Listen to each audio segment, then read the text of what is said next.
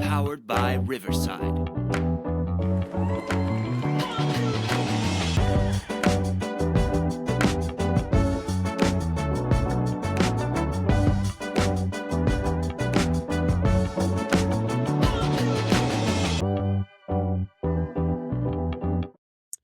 Welcome back, everybody, to episode number 22 of In-Laws and Out of Bounds. I am your host, Hagen. Sitting across from me is our other host, Emilio, and we are excited to be back from what has seemed like, man, it seems like a month since we've been on this thing, and it's only been a week. We only did one episode last week due to Christmas, so hope everybody had a great Christmas. Got to spend it with your family. We are rolling into the next week, which is going to be the new year. 2026 is coming at us hot, and we're excited. We got a lot to cover. Well, I guess I say a lot. We're going to cover a lot, but there's really not a lot to cover right now. College football, you've had some bowl games. We'll talk about those a little bit. We have a lawsuit in the college football world that's going to impact NIL as we go forward, so we'll discuss that.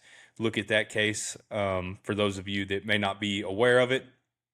Michigan got a new head coach as well this weekend, and we'll talk about some of the best of 2025. We'll probably do that here this episode and the next episode. Just I've got some things here that aren't football related, but we are a sports podcast nonetheless, so we'll look at that. NFL playoffs are set for the most part. You've got two games that are come down to Week 18 between the Steelers and the Ravens, and then the Panthers and Buccaneers for their respective divisions to see who gets those crowns and gets into the playoffs. And yeah, then we'll look at the games and talk about that. Emilio, what's going on over there? Not a whole lot. I'm about to lock up this fantasy championship. Yeah, good. Jared Goff did not do many people favors this week. Yeah. I've been having to hear about that, so don't worry. It's not me, folks. I won last year, and my team did terribly this year. But it is between Avery and Emilio, and Avery's team did not show up this week. So kudos to you, Emilio. Yep. You got anything exciting that you want to talk about before we cruise over to some lawsuit stuff? No, I'm just gonna prelude it with Bear Bachmeier is a dog. They didn't make their case as much as I thought they would, but I guess we can talk about that here in a little bit. So let's get over into it. So starting off with college football news before we get over into the games and stuff.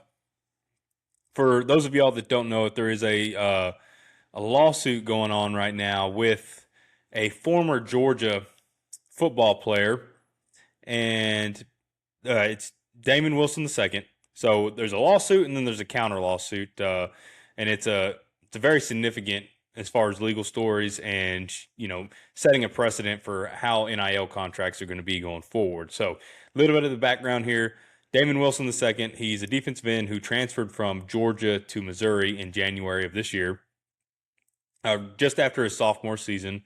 Before transferring, he signed a 14-month NIL term sheet on December 21st of 2024 with one of Georgia's boosters, a Classic City Collective, and it was supposed to be worth approximately $500,000 in total compensation, paid mostly in monthly installments.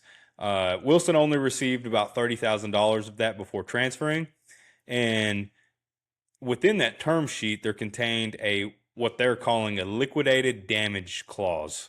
And it states that if he left the school or entered the NCAA transfer portal during the agreement, he would owe the collective a lump sum equal to the remaining value of the deal. Based on the clause, Georgia, who was assigned the rights by that collective because they folded, is seeking about $390,000 from Wilson. So it's not the full blown amount, which if he only took $30,000, then it would be $470,000, right? But they're still seeking $390,000 from Wilson, which is a big chunk of change. So in Georgia's lawsuit, they originally tried claiming that Wilson breached his NIL contract by transferring, and that's why he owes the $390,000 in liquidated damages. And this is one of the first publicly known that has come out that a school is saying, hey, you owe us this money. You signed this deal. You left. It's a contract, right? And then on Wilson's side, he's seeking relief not only to avoid paying the $390,000, but also compensation for financial harm and reputational damage alleged to causing by Georgia's actions and claims. So there's a lot here that is to be unbuckled, and it's something going forward that these highly talented recruits are going to have to look after, especially as they get agents involved and they start looking at these contracts. And this one's going to be, depending on how it goes and how it all plays out, it could be something that hurts. So I'm looking through this here too. So basically, one of Wilson's complaint claims that Georgia engaged in a coordinated campaign to punish him for entering the transfer portal and interfere with his ability to transfer, including allegedly telling other programs that he would owe even more in buyouts, up to $1.2 million, to discourage him from recruiting him. So this kid basically he signed an NIL deal December 21st, 2024, and then he goes and he transfers the next month. I don't know. That just kind of seems a little suspicious to me. So he probably gets what he deserves when it's coming to this, right? I don't know. What are your thoughts on this? I don't know. It's hard to say because, I mean, it looks a certain way when you look at the timing of it all. It could just be bad timing, but I think at the end of the day, this is what happens when you give millions of dollars to teenagers. I mean, they're teenagers. They don't have any sort of financial guidance going into it. If you look at where most of these kids come from, they're not coming from the wealthiest of neighborhoods, the wealthiest of households, and you give them this giant sum of cash and tell them all they got to do is sign here. And it takes one bad idea and you get something like this. It's kind of disappointing to see. And I don't know that getting agents involved is the answer, because then you get a situation where you have an agent taking advantage of a teenager. But at some point, it seems like they're going to have to find a way to kind of do what the NFL does and have like a NFL PA to represent all of the players, and then obviously a commissioner to represent all of college football, so that there's some sort of regulation, which I think was the issue with all of this whenever it first started, is that there was pretty much no rules. It was the wild, wild west. Yep. And the NCAA knew it was coming. Nobody prepared for it. And now it's, bad stuff's happening, and it's hurry up and try to find a solution for it. So I think at some point in the future, they'll get this portion of it figured out, I hope. But I don't see how it gets done without involving some of that stuff to where it almost looks like a NFL. It's going to end up being like the G League for the NFL is what it's going to turn into. Yeah, 100%. And agents are already involved in, especially in the bigger guys, right? I was talking about Taylor, the head coach for UTSA, saying that they were holding out 15 to 20 players, or they weren't holding out, but 15 of 20 of their own players were holding out of the bowl game because their agents were telling them that, hey, you're not going to get this money if you play in this bowl game, or this school's not going to take you, right? They're already getting that kind of information from him. But you're right. He just finished his sophomore year, so he's 19, 20 years old. And we're talking about, hey, you just signed a $500,000 contract with this booster club that was given over to the University of Georgia. How it lays out in this article, at least. How legally binding is this contract that they signed? Surely it's pretty binding, I would assume. Yeah, I would imagine. Right? But it's crazy. This is the bad stuff that they didn't think about when they just let NIL just run rampant, right? Yeah. They've always talked about, hey, in the past, it was a backdoor deal strike. Kids were getting paid no matter what, right? But they were just doing it through the back door. Now it's through, now we're coming through the front door with this. All the money's on the table. Everybody can see what's happening. And there's not parameters here. I think you're right that at some point they're going to have to come up with some kind of players association and then have one sole commissioner for the NCAA or college football, whatever that looks like, whatever that running head is. But this, you, hopefully this doesn't happen to multiple individuals, right? It is unfortunate that you do have one person that's going through this, because that's a lot of money to pony up, especially if I don't know his background per se. He may come from one of the wealthiest families around. I have no idea, but nobody wants to owe $390,000. So that's is the other thing too. Is like, I get where the collective's coming from.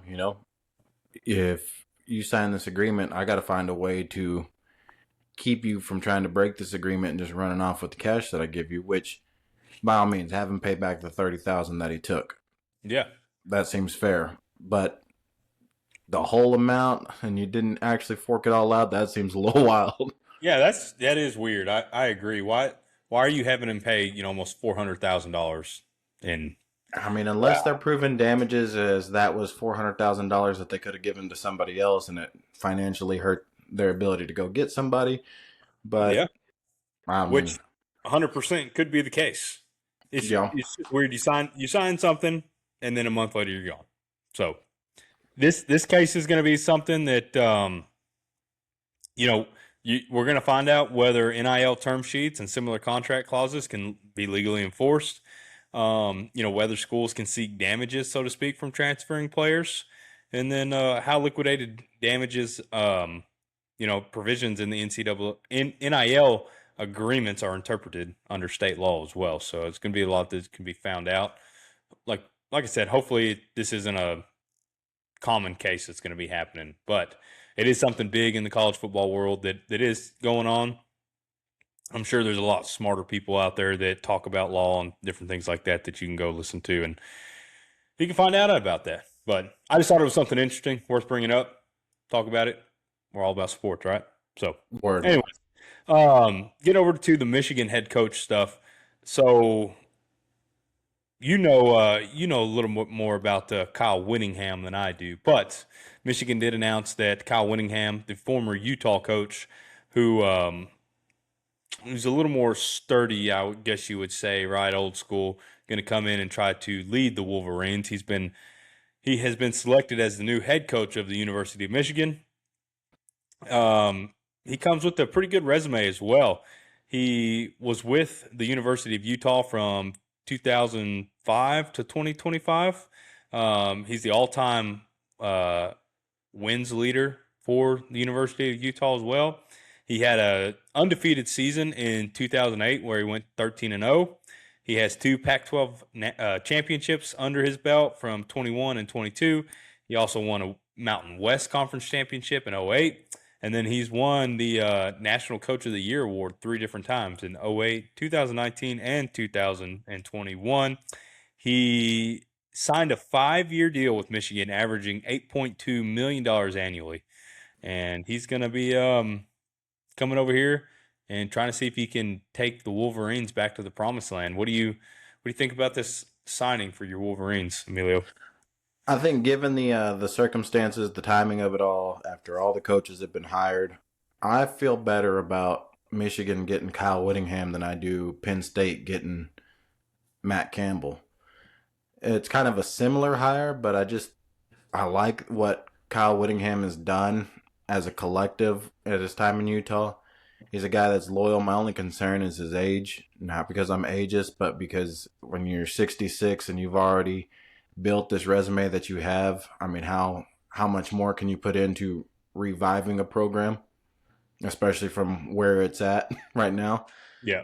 I think it's probably at the lowest of the low, not necessarily sure you're 2 years removed from a national championship, but when you look at everything that's happened since then, you've had 2 head coaches gone with multiple scandals all over the place. No good media has really come to Michigan since that national championship. And even when it was happening, there was still a lot of bad publicity there. So that part concerns me on how much tolerance he's going to have to do a whole rebuild. And it'll be interesting to see the carryover. I think what he made at Utah was kind of impressive. It was right after Urban Meyer had done a full haul over there at Utah. He came in that next season after. And he was able to kind of sustain that success. At that point in time, everybody thought Utah was, that's a great Cinderella story. We're going to move on from this, and that's going to be the end of Utah once Urban Meyer leaves. And Kyle Whittingham did a good job of keeping them prominent for a while, not necessarily competing for national championships, but it wasn't another Mountain West team that you were just going to push over. It became a Boise State and eventually transformed into, an Oregon, and then transformed into, I guess that's kind of where it stayed, was right there. A team that could compete, a team that was physical, a team that was going to give you problems, but were they ever going to have the biggest recruits? Probably not, but they were going to make do with what they had and give you a competitive team year in and year out. So it'll be interesting to see what he does at a school where he will get all of those big recruits, or has that opportunity and has the financial backing behind him, because I think Michigan's pockets are just a little bit deeper than Utah's. I don't know that for a fact, but I'm assuming. Yep. So it'll be neat. I think his style of football that he plays will carry over to the Big Ten relatively well. I think he plays a very physical style of football. If you look at what Utah's done, they're big on defense. It's very defensive-oriented football teams, and then they've always had a very exciting offense to go along with it. So it's not so old school that it's defense and this slow, mundane offense look. It's a strong defense and an exciting offense that capitalizes off of whatever turnovers or stops the defense gets. So I think all of that will translate well into the Big Ten. Is just going to take some time, I think, and that's what my biggest concern is: the amount of time it's going to take him, the amount of bullshit he's going to have to put up with in the meantime, with whatever else they uncover in these scandals, and how big of an impact that's going to have on him moving forward. But I think he's a great coach. I feel confident about this hire. I don't know who else they would have gone and gotten at this point in time. It's pretty late in the game. I was hoping that they weren't going to have to call this season a wash and punt till next year and see what comes out of that coaching cycle. So I think this is a great start. I think this is a good point for them to move forward. And if he stays the full 5 years and then gives it to somebody else, great. Yeah. I think the biggest thing that Michigan needs right now is stability. The past 3 years have been – there's been so much that's been going on between Harbaugh leaving and the scandals that have come out, with them – getting accused of stealing signs and all the other kind of stuff. And then obviously with this Sharon Moore stuff that just happened here recently, they needed, for lack of better terms, an adult to come in and kind of calm the situation and give them that stability going forward to say, hey, he may not make it a full, the full 5 years, but at least give us 2-3 years to find that next coaching opportunity that we want out there. You can look at the landscape and say, hey, a lot of these young, hotter coaches have come down. They have moved on and found their next home for at least the next couple of years. So looking at 2026 at the end of that season, there may not be a lot of opportunity out there for us to go and find that new head coach. So let's get somebody that can help us keep recruits here, keep the in-state talent, not lose a lot to the transfer portal, anything like that. And somebody that has won, Power 4 championships, or it was a Power 5 at that time, right? 2 back-to-back Pac-12 championships. He knows how to win in big conferences. He's gone and he's played against, Oregon and Nebraska and all these other guys, right? He understands that spotlight's not going to scare him in that sense. So it's a good thing for him. Michigan did the right thing there. They needed somebody to come in, calm the waters, make sure that they knew how to win. They know how to run a good program, establish it to where they do get that new young head coach this next time. He's not coming into just a whirlwind of just craziness. He's just a gap coach here, and I think he understands that. Hey, you signed me up for $8 million a year to go be a gap for somebody somewhere. I'll do it real quick. Yeah. But anyway, I think it's gonna be good. I think the other thing, too, is that, if you look at it, this is a more impressive hire than Sharon Moore was. I mean, he's got 100%, yeah, more backing to him than just the defensive coordinator of the national championship team. So Yeah. More was just for Michigan. It was probably more of just them saying, hey, we can do it with the guys that we have in-house. And some of those guys, some of those players that were returning wanting to see Moore get that opportunity, right? yep. So, yeah, Sharon Moore was not a sexy hire. Nobody wanted to go play for him. I think. I'm assuming. I'm just saying. I think there's an assistant that would argue that that was a sexy hire. I think you're correct there. But, yeah. Yeah.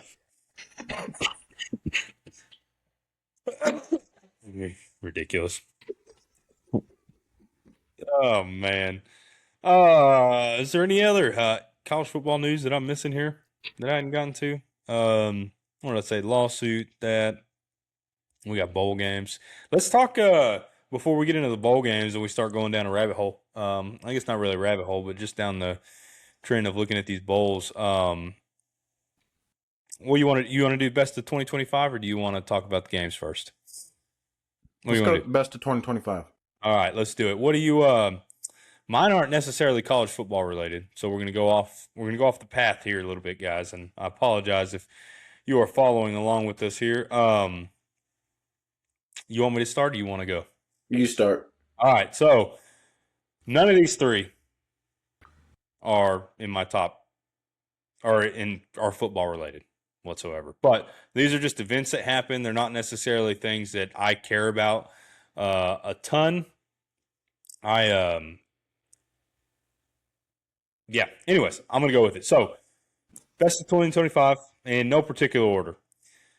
World Series, Game 3 and Game 7.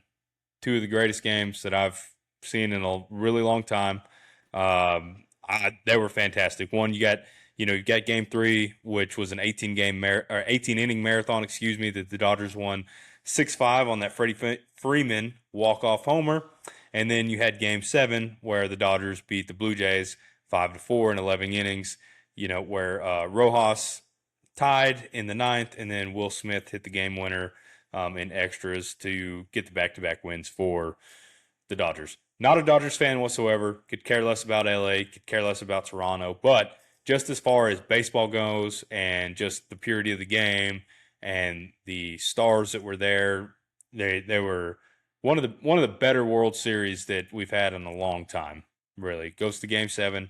You had drama throughout each game, but those two particular games are probably two of the greatest World Series games that have been played ever. You could probably put them up there ever. Now, there could be some baseball historians out there that say, hey, this isn't even top 25. Well, it ain't your damn podcast and it's mine. So to me, it is, right? So I said mine, it's our podcast, right? Emilio's just going to agree with me here on this, on the baseball stuff. So anyways, those two games, they were the best of 2025.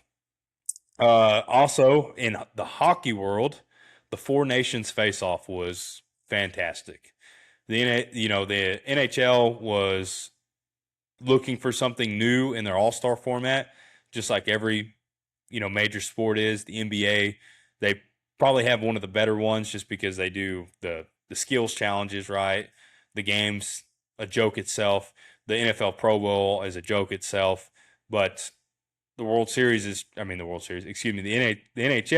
was trying to figure out something to do with their all-star game, so they came up with the Four Nations. And basically it's 4 countries in a mini tournament representing themselves, and what better than to get some hockey players going than putting their country's emblem on their chest and going to fight for it, right? So the big deal for me, obviously, loving the United States of America, the rivalry between the U.S. and Canada, and having those battles back and forth was fantastic. Now, Canada ended up winning in the end. It was unfortunate, but we got great things like the 3 fights in 9 seconds. I don't know if you remember that, Emilio. That was everywhere, right?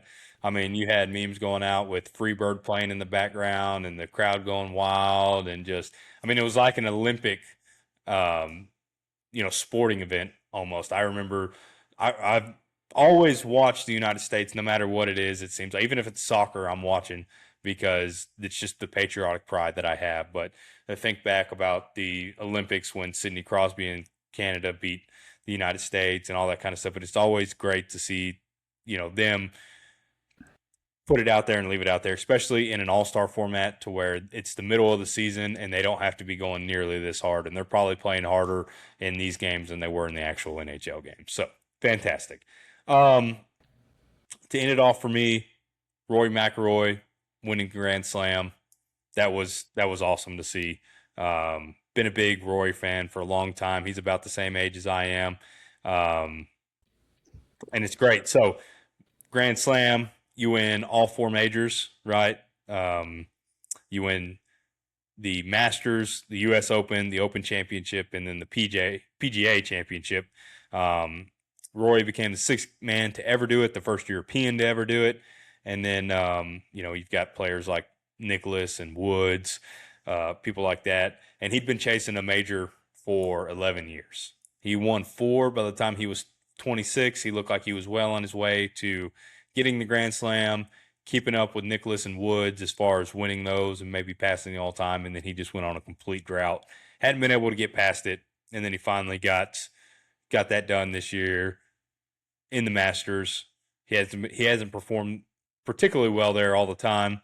But that battle with him and Justin Rose going into that Sunday, going down to the wire, and him being able to pull that off was pretty cool. I've been a Rory fan for a long time. So, yeah, I like golf. I appreciate it. So those are probably the biggest moments of 2025 for me as far as the sporting world goes. For my teams, there wasn't a lot of great things that happened. The Aggies sucked. The Cowboys sucked. The Spurs sucked.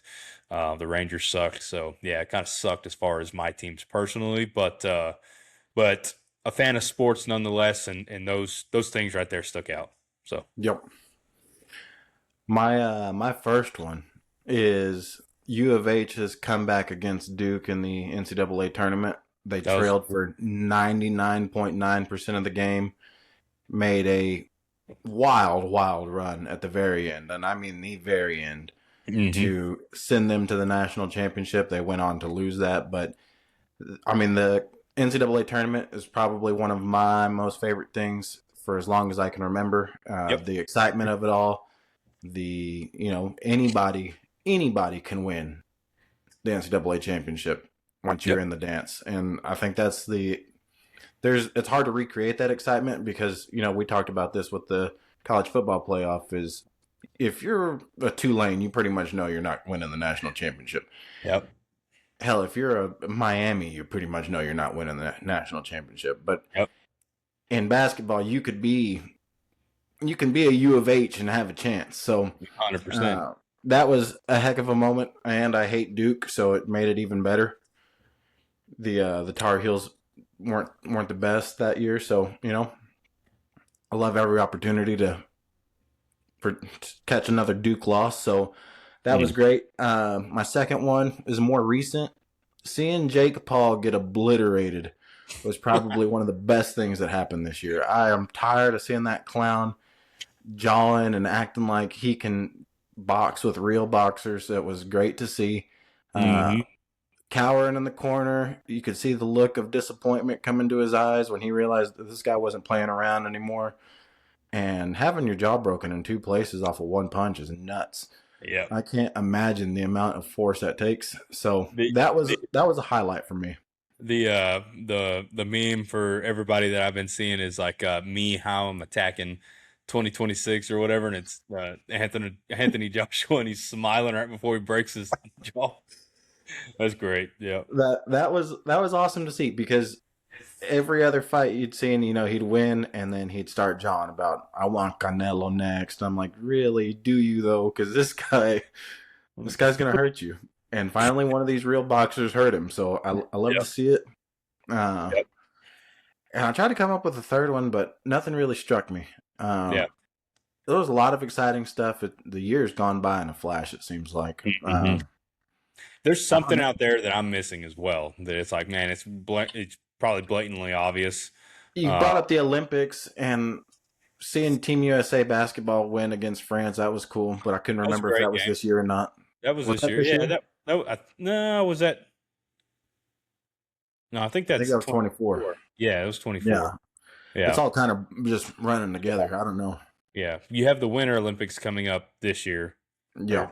In the 26th, and then So, I mean, the 2026 is going to be a big year for sports in general. Not only do you have, you have the normal stuff that's going on right between our American leagues, but you do have the Winter Olympics that's going to be around. That's, you see a lot of sports that you don't normally get to see, but there is cool things going on. You have hockey going, you have, all the skiing stuff that happens and skating and all that kind of stuff is cool. The Olympics is fun, right? There's Yep. a lot of unique things out there that we don't see on an everyday to day thing that people train their whole lives to do. So awesome, cool to see.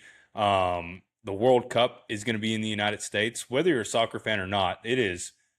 I would love to go to a World Cup game. I mean, that's a completely different atmosphere than what we're used to as sports fans. And I think anybody that watches soccer, that they would agree with that. So I don't. This past time, the United States wasn't in the World Series, but the time before that, when they were, I kept up with it. I'll keep up with it this year as well. It's cool. There's going to be a lot of fun stuff there too, right? And this year, the Ryder Cup happened. Unfortunately, we got our asses kicked. You know what the Ryder Cup is? Golf. Yeah, that's the one in Kentucky, right? The Derby. No, you're a dumbass. I know you're just saying that just to piss me off, but yeah. Anyway, so there's a lot of cool things that are going on this year. It's the Cowboys win the year to win the Super Bowl as well. Okay. So it'll be fun. So I guess technically it'd be 2027 when they'd win it, but whatever. So Sure. we're coming. We're coming. Sure. Oh, geez. Anyways, that was cool. That was fun. There's probably going to be something else that I missed, or somebody's going to say something about it, and we'll talk about it again in the next episode. But for now, those were cool. So, shoot, let's dive into the games, and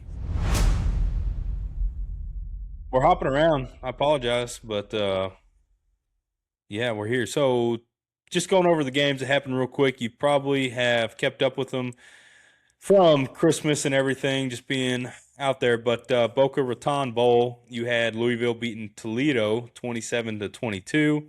In the New Orleans Bowl, Western Kentucky outlasted Southern Miss 27-16.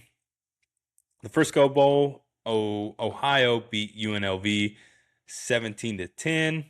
In the Hawaii Bowl, Hawaii beat California 35-31. That was a late game, but that was a good game. Did you catch any of that?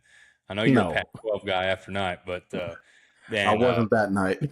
Yeah, Hawaii. It was a looked like a Colt Brennan offense out there, man. They were slinging that thing around. That was a fun game. It was cool. In the game above Sports Bowl, Northwestern beat Central Michigan 34-7. The Rate Bowl, Minnesota beat New Mexico 20-17. The First Responders Bowl, UTSA put a whooping on Florida International 57-20. And then you get into the Pop-Tarts Bowl. I know you were particularly cared about this one, but BYU came back and beat Georgia Tech 25-21 here. Old Bear Bachmeier, 27 of 38, 325 passing yards, 1 touchdown, 1 interception. As an offense, they ran for 100 yards even and 2 touchdowns, Emilio. On the other side, somebody that should have been in the Heisman, at least consideration, Hayes King was 22 of 40, 270 yards, 2 touchdowns, 1 interception. They ran the ball for 131 yards as a team with 1 touchdown. Yeah, it's been one of the more compelling bowl game matchups of what we've had so far outside of the playoffs. So yeah, I didn't watch a lot of this game. I watched bits and pieces of it, but I watched bits and pieces. The parts I saw, it was a competitive game. I mean, it seemed like most of their players decided to play in this last one, so it's always good to see whenever the kids decide to play. I mean, I get not wanting to if you're going to the draft. I think LJ Martin sat out, but he declared for the draft, so totally understandable. But for the majority of the part, both of their teams played, and it was an actual exciting game, not a bunch of scrubs just slapped together to put a product out on the field. So it was good to see. Yeah. I know that the Pop-Tarts, the actual Pop-Tarts themselves put on a display after the game, man. I know they always do that one up really big during the game and after the game and make it pretty festive. What's your favorite flavor of Pop-Tart? Dude, I haven't had a Pop-Tart in 20 years. That don't I have matter. no idea. I have no I idea. didn't The ask how regular, long it's been. I said, what's your favorite flavor? the strawberry, I guess. Oh, no. That's the only one I can remember. I don't know. Oh, my God. I can't remember. I can't tell you the last time I had a Pop-Tart. I'm telling you. Now I'm going to go ahead and hit you with the best one of all time. What's that? The Wild Berry Pop-Tart. It's the purple one with the turquoise icing and a little S shape across the front of it. There is not a better product out on the market. This is a full endorsement of the Wild Berry Pop-Tart. I have not a clue, man, because I wasn't rich, so I didn't get to eat Pop-Tarts. I wasn't either, but, I mean, still found a way, you know? A little bit, right? You went to Big Drew's boys house. got to eat, you know? Yeah. No, I mean, there was Pop-Tarts around, not necessarily in my house, but, man, I just feel like there was the straight classic ones. I don't even remember what color they were, to be honest with you. But I just feel like they were strawberry or grape flavored, though, for some reason. You need to go get you some Pop-Tarts is what it sounds like. Dude, I am not eating 1,000 calories in one damn Pop-Tart. Hey, it's a breakfast of champions. Do you toast them or do you eat them straight? It don't matter. That's how Well, good they are. What do you prefer? Toasted's better, obviously. I heard that if you toast it, you're a weenie. Hey, I can't. I'm not gonna get into it at this table. It's just different. It's different. Okay, fair enough. Maybe I'll go get some Pop-Tarts. I'm sure the girls will love it. Man, we got a bar burner over here. Oh, What's the score to that one now? 35-35, man. Brock Purdy's getting chased out of the thing right here. You got Bears, 49ers, 35-35 with 13:30 in the fourth to go here. So, anyways, Tax Slayer Gator Bowl, the Virginia Cavaliers are able to score in the third quarter defensively, beat the Missouri Tigers 13-7. They the article I was reading on Virginia was saying, hey, they're able to shake off their ACC title loss and get their best season in a long time because they won 11 games. I don't think there's anything you're going to do to shake off that ACC title loss to Duke. That one should sting for a long time. But look, I know it's just, I'm sure 99% of the people posting these posts on Facebook are fake. And I don't know why it keeps making its way to me, but if I see another post trying to rage bait me about, if you look at this Virginia and Missouri game, the SEC's just a bunch of weenies, and if you look at the Houston and LSU game, they're just a bunch of weenies. Yeah, because half their players are going to the NFL draft, so they're not playing. Yeah, you're playing the boobies backup. I know our in-laws and Out of Bounds sports page on Facebook. I get so much garbage that comes through that because I'm not like, all it is we follow a few of the Fox, NFL on Fox, and college football on Fox, and whatever. But that lets a lot of other bullshit generate in there, and sometimes it seems like it's the people that comment on our stuff. For some reason, it gets circulated back in there. And especially that Notre Dame post that went like 40,000, 45,000 views and got all these comments and stuff like that. I get to see some of their posts, and there's a lot of dumbasses that commented on that, and it's not fun to see. So, anyways, there's a lot of rage baiting out there with some of that stuff. I agree. So, especially from that one specifically, it was more of, oh, Notre Dame could have beaten, would have beat, A&M and Miami if they were playing on the same field by 50. They could have played their offense on this side and defense on this side, and we would have beat their ass no matter what. They combined all the teams, and anyways, sorry. Going down the wrong thing there. You got the Texas Bowl. Houston beat LSU 38-35. I think Connor Wigman in this one, he had 4 touchdown passes. It was a Houston school bowl record right there for I think passing yards and touchdowns, which is kind of crazy when you think about it. I would assume Case Keenum did that back in the day at some point, but I guess not. Yeah, didn't Case Keenum have like the all-time college football passing record, or am I crazy? Yeah, but this one specifically says bowl for a single game bowl record. Huh. 4 touchdowns just doesn't seem. It seems like Case Keenum would have thrown that in the first quarter. Yeah, playing it Houston, but they always played a little better, so they may have gotten matched up against somebody tougher. And back then, players played the every bowl game, right? So who knows, right? If Case Keenum's day, if Houston would have played LSU in the Texas Bowl, LSU would have, probably dog walked them 55-10 too. Yeah. So, but Lane Kiffin was there. He was up in the, press box talking and being all cool and everything that he is. So we'll see what that LSU team has next year. That's not the way they want to go out and end their season, but I saw a meme that asked why Lane Kiffin was dressed like a Coke dealer in the booth.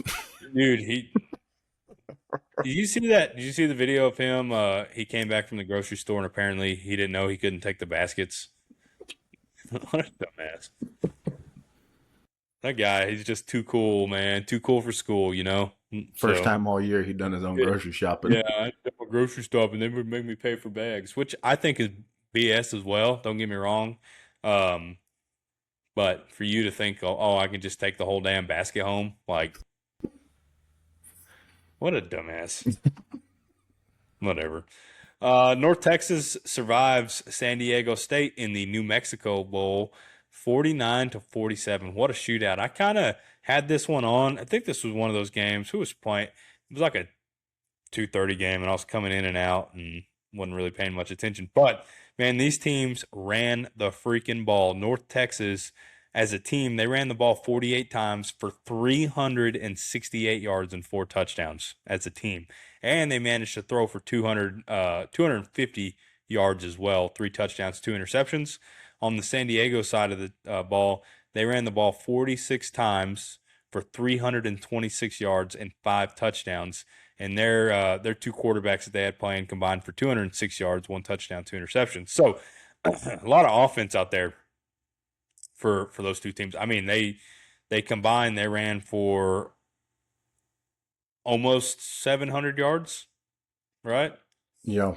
What are we looking at? 368 plus 3. 694 yards. Man. They ran that football, so good for them. North Texas caps off a really good season, finishing 12-2 there. They had a shot at beating, was it Tulane, right? Tulane. Go to the college football playoff. If you're only beating San Diego State by 2, the same thing would have happened to you in Oxford. So good thing you just went and won the New Mexico Bowl and finished the season on a high note there. Go Bowling Military Bowl. East Carolina down the Pitt Panthers 23-17. In the Pinstripe Bowl, you see Penn State able to close out their up and down season with the signature win against the Clemson team, 22-10. Army, they just dog walk, and no pun intended there, the Yukon Huskies in the Wasabi Fenway Bowl, 41-16. This one, I was flipping through some channels at one point, and I saw a long touchdown here. I don't remember what it was. I think there was because he only threw to one. So this Kel Helms guy, he completed a 40-yard touchdown pass. Wow. What the heck? He was 7 of 8 for 108 yards and 1 touchdown. Guess how many receivers caught a ball for Army? 7. 1. He caught all 7 of them, huh? Noah Short caught the ball 7 times for 108 yards and 1 touchdown. What a dog. They couldn't stop him. Everybody just like, hey, can we bracket this guy over here? Like, he's not gonna throw it anywhere else. I mean, like, what? Oh man, it's like, hey, this is the one guy's killing us, dude. Yeah. That's Anyways, awesome. that was the one play I saw. It was like a 40-yard touchdown. I'm like, wait, that was I wasn't really paying attention to it. Um, and I thought it was some kind of, option play or whatever. And then when they said it was a passing touchdown, I was like, wait, what happened? Let me rewind this real quick. So, anyways, that was 40 yards. seeing their passing box score always interests me. And then you had Fresno State beat Miami, Ohio, 18-3 in the Snoop Dogg Arizona Bowl. That thing was a sight to see. Snoop Dogg out there orchestrating the bands. He caught a kickoff while he was doing an interview. Yeah, it was a terrible bowl, but Snoop Dogg was there and he's everywhere. So I don't know who said, "Hey, let's give Snoop Dogg a bowl," but they did, and had lowriders and had gin and juice in the end zone. Um, I'm dead serious. Had gin and juice in the end zone and all kinds of stuff. So the day after he did the halftime show for Christmas in Detroit, he had his bowl game. So good Sweet. for him. Or I guess that was 2 days after. Sorry, but anyways, so a lot of bowl games coming up tomorrow. Monday, you got the Birmingham Bowl.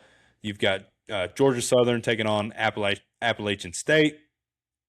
Georgia Southern's 8.5-point favorites there. Tuesday, you'll have Coastal Carolina taking on Louisiana Tech in the Radiance Technologies Independence Bowl. Louisiana Tech's favored by 9.5. The Music City Bowl is going to be between Tennessee and Illinois. That's Tennessee at 2.5 favorite there. Man, that's on a Tuesday. That's not a bad Tuesday game there for being a Tuesday. And then, hey, the Alamo Bowl is on Tuesday as well. We got number 16 USC taking on TCU. USC's 6.5-point. You want to go see the old Lincoln Riley Tuesday? I'm surprised you don't have damn box seats for that. Man, that's not a bad way to spend a Tuesday. I figured you'd have been all over that.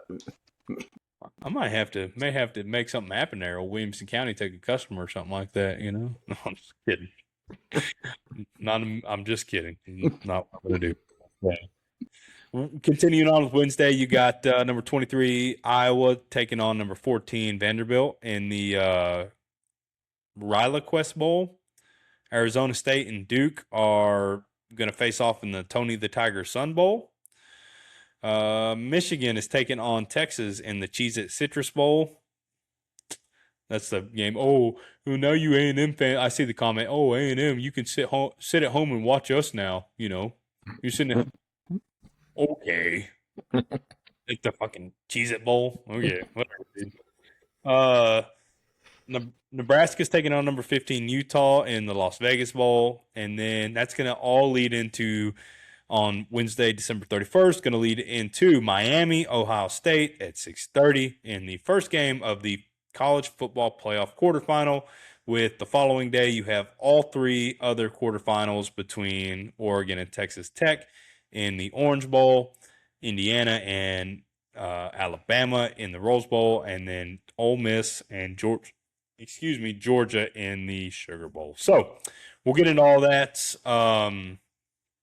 We've got early picks. We've already talked about who, we think's going to win at this point. Our bracket's kind of busted.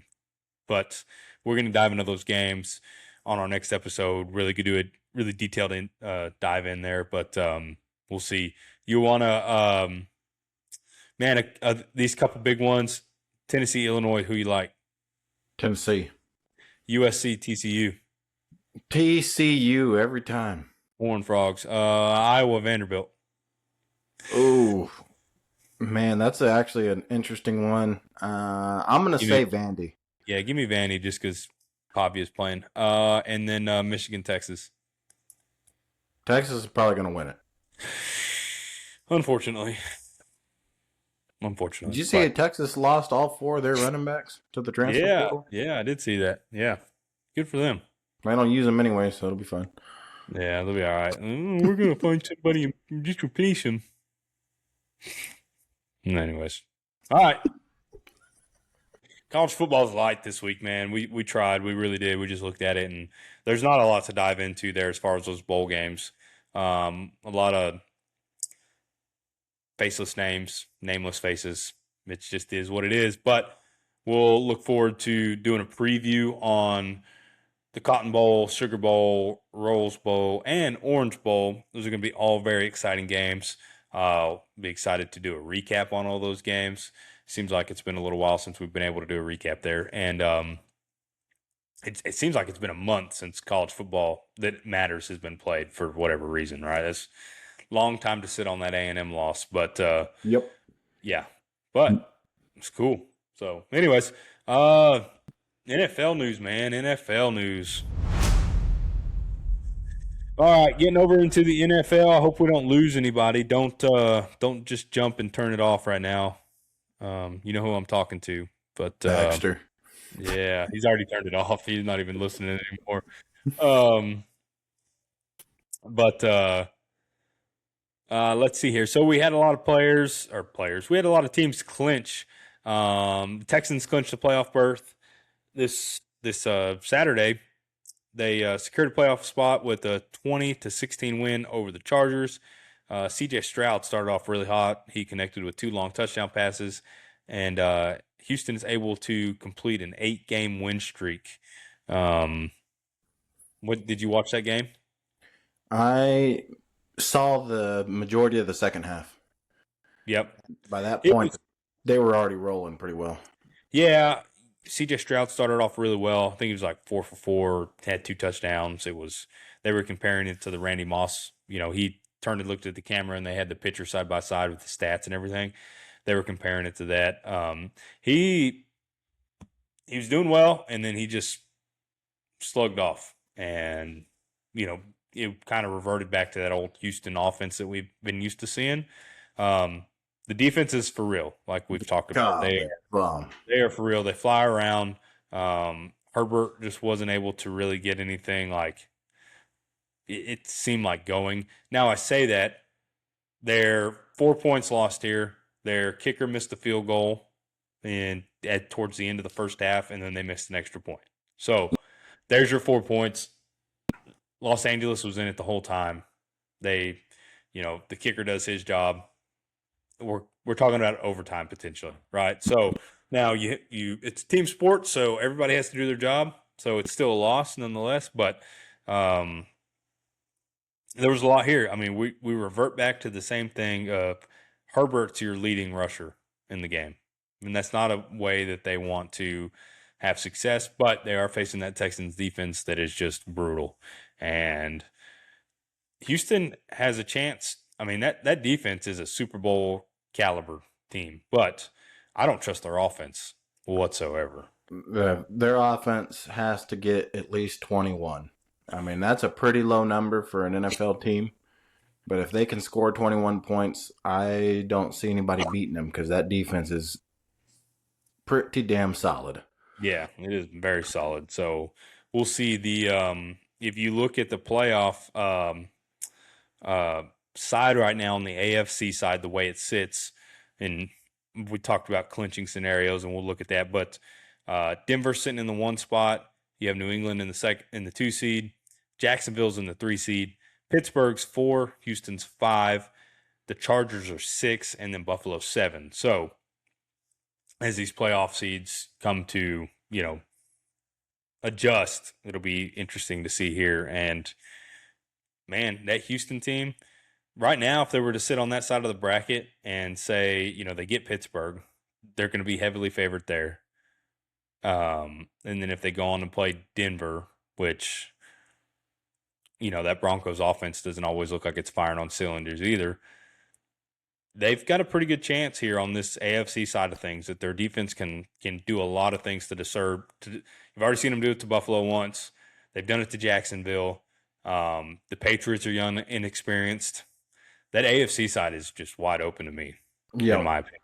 But so that'll be interesting to see. The other game Saturday was the Ravens took down the Packers 41-24. This game was a little closer than what the final score indicates here, but the big deal is that the Ravens keep their playoff hopes alive to go into Week 18 to take on the Steelers, who we'll talk about here briefly in a little bit. They lost to the Browns that let them go into a Week 18 match where it's winner take all for the AFC North. Excuse me. The big story out of here: Derrick Henry carried the ball 36 times for 216 yards and 4 touchdowns. They did not give that guy 1 ounce of rest. Tyler Huntley turned and was like, "We'll give him the ball every play if we need to." Right? It's definitely the Mike Winchell of the NFL right there. So on the other side, Malik Willis played for the Packers. Jordan Love had a concussion issue. He was 18 of 21, 288 yards, 1 touchdown. Everybody's talking about, or not everybody, but a lot of folks online are saying, man, why is Malik the Titans let him go? Why is he not starting? Because Malik Willis, is not as good as everybody thinks. I think there's some shadow, stuff going on there, some smoke and mirrors.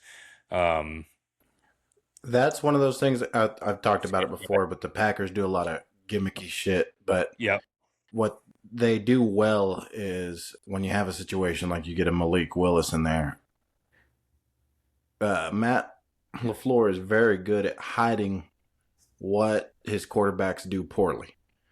And so when you get a Malik Willis in there, he's going to look like an all-star, and then somebody's going to go and pay him, and it's going to be a different style offense, and he's going to look like Matt Flynn. Yeah. So, but, he played great. I mean, they were, to your point, they were in it until he came out for one play, and then Clayton Tune threw an interception, and that's when the wheels fell off. Yeah, 100%. No, he did just fine. So, but it's the Ravens defense as well. I don't think a lot of people are talking about how great the Ravens defense is. To your point, LaFleur does do a really good job of disguising what their quarterbacks do poorly and putting them in positive situations, and that's what good coaches do. So, the Packers have lost 3 in a row here, so they're going to have to figure out something. They've had some injuries pile up on that defensive side of the ball, especially. Josh Jacobs was not the running back that we're used to seeing this week either. Mm-hmm. So the Packers have a lot to figure out. If they're in the playoffs, are they going to ride a 4-game losing streak if they lose in Week 18? Can they figure that out and get that sorted out? Because I'm not 100% who they play the Vikings. The Vikings have a lot of pride right now that they're playing for, and they're coming off a big win against the Lions, 23-10, where they just killed the Lions season whatsoever. So do they want to go to another divisional opponent and say, hey, look, this is what's coming for you next year? We're coming back. We're going to be stronger, knock their confidence down that much more, put the Packers in that 7th seed for good, and we'll see. It'll be interesting on those Christmas Day games. You had the Cowboys beating the Commanders 30-23, and then we just talked about the Vikings beating the Lions 23-10, and the Broncos were able to take down the Chiefs 20-13. So the Chiefs came inspired to play there on that game. I don't really care to get into the Cowboys game. They played good offensively. They played pretty poor. Hey, Josh Johnson looked like a stud out there. Yeah, he did. But yeah, I mean, it's just the way it goes. So I don't have much to say there on that. I think the thing out of those 3 games that surprised me the most was the Lions. Boy, they crumbled. Poor Jared Goff was having fits with that Vikings defense. Yeah, their whole playoff hope was right there, and especially with the Packers getting blown out. I mean, they would have been well alive this week to. And that was with Max Brosmer starting at quarterback. Yeah. So it wasn't like, they had negative at one point. I'm not 100% sure what they finished with, but going into the 4th quarter, they had -6 net passing yards. Jeez Louise. The Vikings did. That's hard to do. Yeah. And to win a game. I mean, they ran for 158 yards as a team, but they finished with 3 net passing yards. So, yeah. He had 51 yards, but he was sacked 48 times, which brings you to 3 yards. That's how it worked, just so you know. Yeah, sacked 7 times. So, I mean, the Lions turned the ball over 6 times. Jared Goff, 2 interceptions and 3 fumbles, I think it was. Yeah. Or, yeah, 3 fumbles, and then Jahmyr Gibbs had another fumble. So, yeah. Yep. That's why Jared Goff had a total of 2 fantasy points for anybody that cares. So, yeah. Early window games on Sunday. The Steelers lose to the Browns 13-6 to set up that showdown in the AFC North. They had a chance right there at the end. They drove down the field. Rodgers threw it up to old Alan Lazard. It looked like PI. to me. It was. It was. I think the NFL just needed some Excitement for Week 18. excitement for Week 18, something that they could do there. And this damn cat. Poncho! Except it's Simba. Get out of here, dude. They needed something to happen there, so they let them play. They let the boys play, but here's what it is. So Myles Shedeur Garrett still needs another sack, doesn't he? he does. It's like the 3rd game in a row now he hadn't had a sack. So who do they? I think they play somebody pretty terrible next week. They play the Bengals, so he has a really good chance of sacking Joe Burrow. So yeah, good luck to you, Myles Garrett. Did I ever tell you the Myles Garrett story? I'm just kidding. I've told you like 50 times. You told me about 5 minutes after it happened. Yeah, I did. People were going to talk about Shedeur Sanders. He played okay. I saw him make a terrible decision where he threw across the field and got picked off. And he had opportunities where they turned the ball over at the 20-yard line. They weren't able to do anything with it other than score 3 points. There's a lot for them to improve there. But the Browns do have he looks like he could be somewhat of a solid quarterback for the Browns going forward. So just keep that head in check a little bit there. So we'll see. The Patriots down the Jets 42-10. Get a career high 5 touchdown passes from May, and they win the AFC East here with the Bills losing. So dominant performance here by Drake May. He just solidified his MVP case. Not his odds. He's second in the odds right now to win behind Matthew Stafford, but he, 5 touchdown passes. He was 19 of 21, 256 yards, 5 touchdown passes. They ran the ball 36 times for 155 yards as a team and 1 touchdown. Stephon Diggs, 6 catches, 101 yards, 1 touchdown. One of those catches gave the millionaire an extra $500,000 to where he can go do that. On the Jets side of the ball, Breece Hall showed up, 14 carries, 111 yards, 1 touchdown. They, old Brady Cook, 19 to 33, 152 yards. So just a massacre. Patriots, we'll see. We'll talk about them a little more as we continue to go forward. Don't know if I necessarily trust them. They're beating up on a lot of bad teams for sure. But that's what you need to do if you're a good football team. They still have a chance at the number 1 seed, depending on what happens to Denver going forward. But we'll see. I don't think for a young team they need to be getting time off. They need to continue to roll. So we'll see what happens there. Your Saints, man, they continue their winning ways. They almost let this one go. Cam Ward looked like he had a couple plays up his sleeves, but they take care of business, 34-26. I'll let you with your fireworks there. Go for it. Wow. I kept saying 2029. I'm going to start moving that timeline up if we keep winning. No, realistically, we have beaten probably 3 bad teams in a row.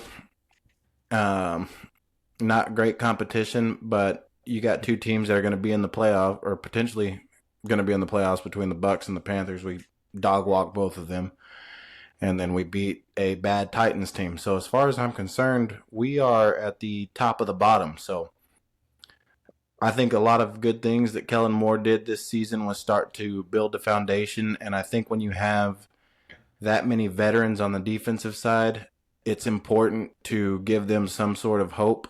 These guys have, the last few years have not had a lot to look forward to. So I think with this, they have a lot to look forward to. I think we may have found a quarterback that can be a serviceable quarterback. I'm hoping that he ends up being a little bit like Drake May, taking a bigger leap that second year. Very similar as far as if you look at Drake May's first year and his first year, he's hasn't played poorly. He's had poor moments, but for the most part, he's played well. And once we get a run game figured out, this has all been without an actual run game because we were down to a third string running back today in Audric Estime. So a lot to build on. I'm excited. I'm excited about where they're going. Yeah. We're still in cap hell, so we got one more year of that. Thanks, Derek Carr. But once we get out of that, we'll be rolling. You don't think he wants to give any of that money back? Not a damn penny of it. Yeah, you're right. I will say the Saints, they got to figure out the run game. They need to draft. They need to draft smart. Their defense looks like they fly around a little bit. Chase Young has come back to life somewhat, being in New Orleans. He had a, I guess it was a strip sack or something similar for a touchdown today. They've got some, safeties and cornerbacks that look like they fly around, make some hits, want to make some plays. So we'll see what Kellen Moore is. I never really had faith in Kellen Moore as a head coach, but he seems like a real quiet kind of individual. But I don't know him, so he may not be. So good for your Saints, man. Good for you. Thank you. The Jaguars are able to continue their winning ways, keeping the division in their favor at least for another week, and moving them up to that number 3 seed in the playoff ranking right now. They beat their in-division rival, the Indianapolis Colts, 23-17. Trevor Lawrence had 2 rushing touchdowns on here. I was watching Red Zone and seeing this game. I think that Cohen has figured out how to use Lawrence. He's finally got somebody in there that's offensive minded in a younger offensive mind, strategy that knows how to use him, because a couple of those one of those plays was Lawrence just being able to get out of the pocket and do what he does best. But another one, it was a specific QB draw play, and he is super dangerous with his legs. I don't think a lot of people remember him being able to run and be a good scrambler. Now, I mean, he's fast for a white guy for sure, but he's pretty agile too, and he can find those openings. And it's good to see somebody, hey, let him get outside of the pocket some to make some plays. He's got a good arm. Now, he does worry me still. Some of the decisions he makes, he does short arm some throws at times and things like that.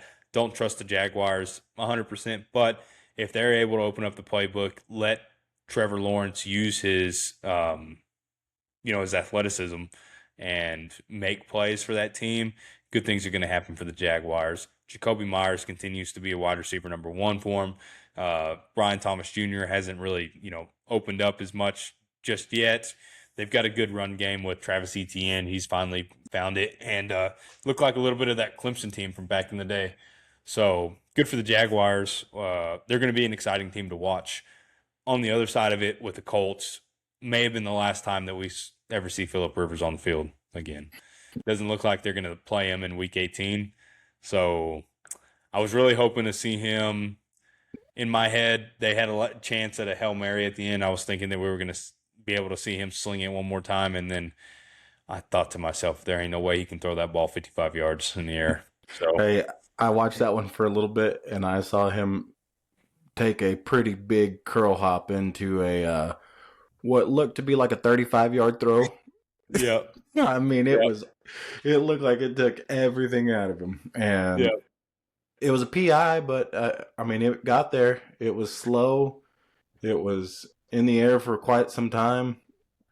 I was like, geez, Louise, it was cool. Yeah. It was cool that it happened. I watched the last couple plays of him. I was just like, okay, I have to watch it. And then I was like, man, he's going to sling one to the end zone, isn't he? This is going to be so cool to see Phillip Rivers win this on a Hail Mary. And I literally sat there and went, he can't throw that ball that far. And then they were like, what's the guy Red Zone? He goes, oh, here comes Sam Ellinger, whatever his name is. I was like, yeah, that makes way more sense. So anyway, poor Phillip Rivers. But it sucks to see. At least he came out. He said he had no regrets in it. I'm glad he came back. showed people don't be scared, just do it. Cam Newton's got his panties in a wad still, saying he would have taken the Colts to the playoffs. No, you wouldn't have. It is crazy to see the Colts started 8-2 at one point, and they've lost six. They've lost 6 in a row now. So that is talk about a tale of two halves of a season, right? That if you're a Colts fan, you have to be absolutely devastated. I don't know what I would do. I would be. I don't even have words if the Cowboys did that. To be honest with you, I think the writing was on the wall right after that game in where were they? London, when they lost to the Falcons. Yeah. That was the beginning of the end.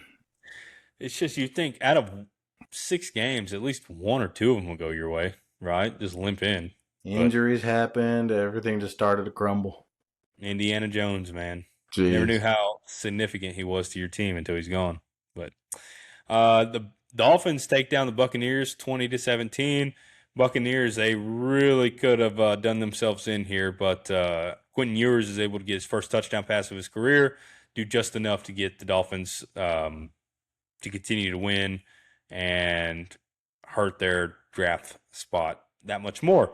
But Buccaneers, no harm, no foul, essentially. They're going to play next week against the Panthers because the Panthers lost to the Seahawks 27-10, and that sets up that NFC South matchup Week 18. I don't think we have the times. There's some games that are going to be played on Saturday and Sunday, so I would imagine the AFC North is going to be Sunday Night Football, and then this NFC South is going to be a Saturday night, game. So they're going to put them in primetime spots so they can be viewing and go on. So we'll see there. The Seahawks continue their winning ways, man. We've talked about this. This could be a potential matchup you see in the first round. Now, it's the NFL.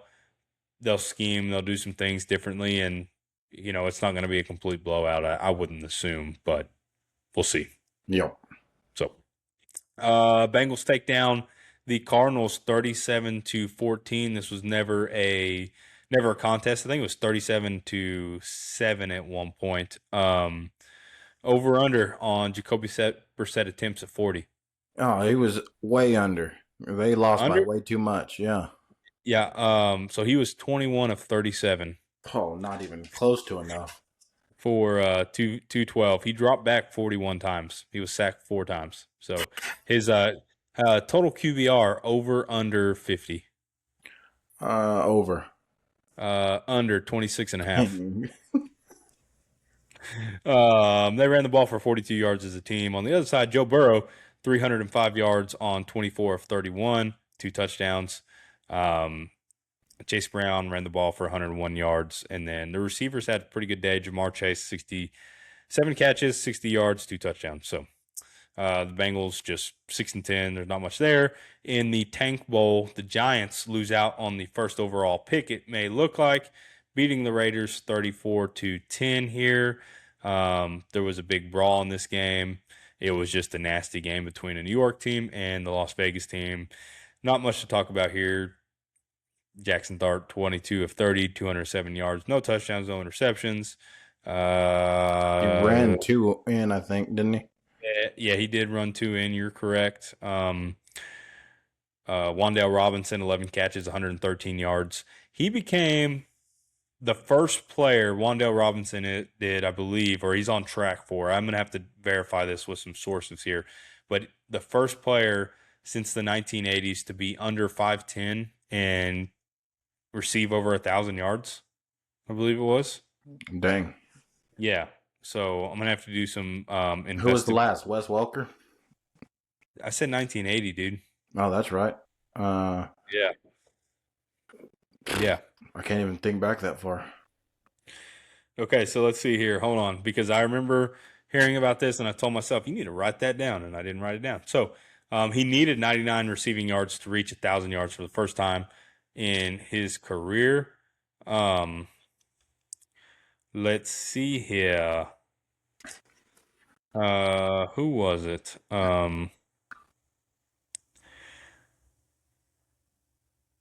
Wes Welker wasn't under 5'10"?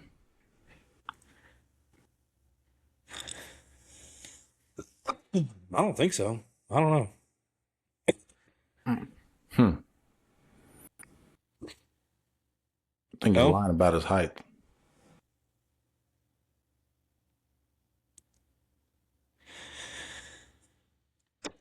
Should have wrote it down before I came on the air. I apologize. But so geez Louise. This is just embarrassing now for me not to know this. What kind of so somebody said something in the 80s, but they lied to me. He's the first former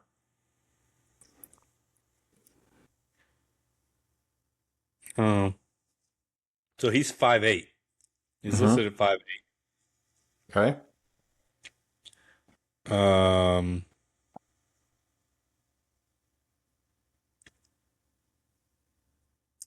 Y'all know say. It doesn't say. Okay. Okay. I don't know. Yeah, it doesn't say. So Either way, good for him. yeah, good for him. He did it, so good for him. But it was something since the 1980s. The first time since the 1980 that a player 5'8" or under has caught for 1,000 yards in a season. So anyways, look it up. I apologize that I wasted y'all's time with that one. It's not the kind of program that we want to be running here. So the Eagles beat the Bills 13-12. That was the last second opportunity for a 2-point conversion that the Bills had, and Josh Allen just completely missed a wide open receiver there. There was no excuse for it. Man, the Bills are going to go as far as Josh Allen takes them, and just as for all the good that Josh Allen does and keeps the Bills relevant, he's the reason why they don't win as well. You can blame it on their defense. You can blame it on all this. A couple years ago when they went back to back with the Chiefs, where they were swapping touchdowns, yeah, but Josh Allen makes a lot of boneheaded decisions at times. It seems like turnovers, things of that nature. Just looking at that game, he's a gunslinger at heart. And Somebody called him a modern day John Elway, and that is a perfect example. Except John Elway found a way to get it done. But John Elway didn't win 2 Super Bowls till he was late in his career. Yeah, remember, he was late in his career. Yeah. So, but yeah, he was one of those guys. Always thinks the play is still alive, and you're going to live and die with him because it's worth it. Hey, I'd have him on my team if I'm not going to take him over Dak. I'm not saying that, but if I would, somebody gave him to me, I'd be like, okay, let's do it. So, but man, we got 4th and 5 right here, 42-38, San Francisco. The Bears are on the 27-yard line of the Niners. With one timeout left. Yeah, one timeout because they just called one. 33 seconds left. We'll see what happens there, but yeah, I mean, you see how the Bills stack up. That'd be tough. So, looking at the playoff picture as a whole, we went through the AFC, but just to go through it again, Denver's the 1 seed. Pats are sitting number 2. The Jaguars are 3. Steelers are 4. Houston's 5. The Chargers are 6, and then the Bills are 7. All of those spots are solidified except that number 4 seed. The Steelers and the Ravens will play this week. Whoever wins that one is going to get the 4 seed. There's some shuffling that can still go along as far as just seeding, but the rest of the teams are clinched playoff spots. On the NFC side, currently you have the Seahawks sitting number 1, the Bears 2, the Eagles 3, the Panthers 4, the Niners 5, the Rams 6, and then the Packers 7. All of these teams are clinched except the Panthers, excuse me. Them and the Bucks will play this weekend to see who gets that 4 seed. This game right here that we're looking at here, and the Bears just got a first down. There's 25 seconds left. This game has a lot to do with that number 1 overall seed. The Niners, if they win out, they would clinch the number 1 overall seed. They win the NFC West, and then they would get to stay at home for the duration of the playoffs and then potentially the Super Bowl, since the Super Bowl is in Santa Clara this year in Levi Stadium. So the Niners have a ton that they have to play for right now. But the Bears have already won the NFC North. They have a chance as well to come out here if they win tonight and then win next week, and say Seattle loses. There's a couple tiebreaker things, but they still have a chance at the number 1 overall seed here too. If they stay in that number 2 spot, they're more than likely going to play the Packers, which is not a good you don't want to play divisional rivals in the playoffs because no matter how good you've been playing, it could always come back to bite you in the arse. So let's see here. 26 seconds left. Caleb Williams is in the shotgun. He drops back. He's looking. He's scanning. They rolled him to the outside. He throws to the corner of the end zone. Incomplete. I'm sure y'all don't want to sit here and listen to that. But anyways, man, what do you think? You got anything else? No, I mean I'm excited for the last week of the regular season. It's sad that it's already here, but I'm excited for the playoffs. Yeah. Enjoy all the little bit of football that we have left because it is ticking away quick. And next thing you know, we're going to be sitting here talking about golf and baseball and basketball. Basketball is going to be our next thing. So Yeah. not a lot of people are going to like that, but that's okay. That's what we're going to do. And they ran a little oop-de-oop, a little hook and ladder right there, man, inside the 3-yard line. They're trying to get on the ball. They're trying to clock it right here. With 5 seconds left. Yep. Man, annexation of Puerto Rico right there. What do you do at the 2-yard line? With 5 seconds? Oh, You throw it. You run it. Throw it. Are you kidding me? I would run it. You don't have Marshawn Lynch back there, and it's at the 3-yard line. Hell, I'd not pull against Gary Gaines, and I'm gonna run it right down his throat. No, you ain't got Don Billingsley either. So if you had Don Billingsley back there, then yeah, sure, I'd run the football, but no, I agree. These games are coming down, and we're gonna be less and less football as we go forward.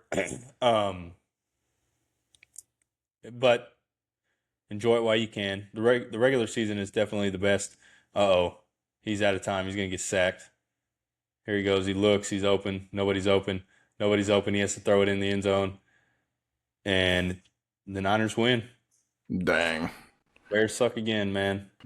So the Niners, what they've been able to do is wildly impressive.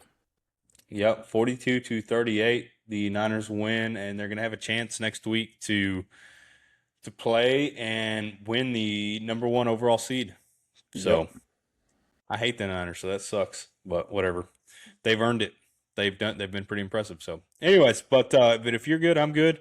We'll be back in here on probably Tuesday since Wednesday is New Year's Eve, and we'll talk about all the things that are going to happen. College football quarterfinals. We'll look at the NFL for the next week, and we'll go from there. So, Yep. We appreciate you guys. Thank you very much. Make sure to go follow us on all our social media. And shout out to our sponsors. We didn't talk about that earlier. Shout out to Brewster Bird Hunts. We greatly appreciate you guys. Sorry about that. But yeah, we will see you guys next time. Appreciate y'all. Peace.